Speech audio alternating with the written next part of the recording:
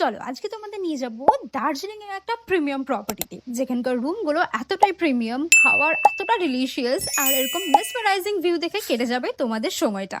So, welcome to Aurora Darjeeling Grand, located Dali Fadak near Krishna Villa. তারপর আর কি check in করতে এত warmly একটা ওয়েলকাম করা হলো। তারপর আর কি চলে গেলাম নিজের রুমে। রুম দেখে তো আমার ভীষণ পছন্দ হয়েছিল, সাথে এরকম অ্যাটাচড একটা বাথরুম। প্রত্যেকটা রুমই ছিল প্রায় নিট, ক্লিন, বিগ, লাক্সারিয়াস। আমি ঘুরে ঘুরে প্রায় অনেক কটা রুম দেখলাম সেখানে, আর প্রত্যেকটা রুমই আমার ভীষণ পছন্দ হয়েছে।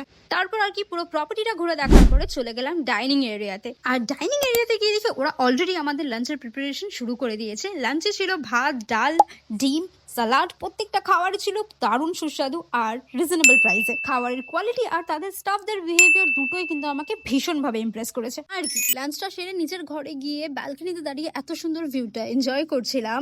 আর রাতে কি খাবো এটা শেফ নিজে এনশিওর করেছিল যে কোন খাবারটা বেস্ট হবে। প্রত্যেকটা খাবারই ছিল দারুণ, আর সাথে এরকম মেসমারাইজিং নাইট ভিউ।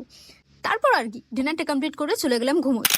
সকালে ঘুম থেকে উঠে দেখি আমাদের ব্রেকফাস্টে এত কিছু অ্যারেঞ্জ করা ছিল যে কোনটা ছেড়ে কোনটা খাবো ঠিক বুঝতেই পারছিলাম না।